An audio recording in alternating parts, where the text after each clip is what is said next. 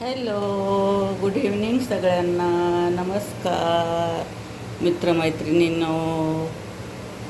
आज बघा ताट कसं सजवलं आहे. वड्याची भाजी बनवली, भाकरी, कांदा आणि जवसाची चटणी. इकडे बघा भाकरी बनवली मी, चपाती आणि बघा ही भाजी.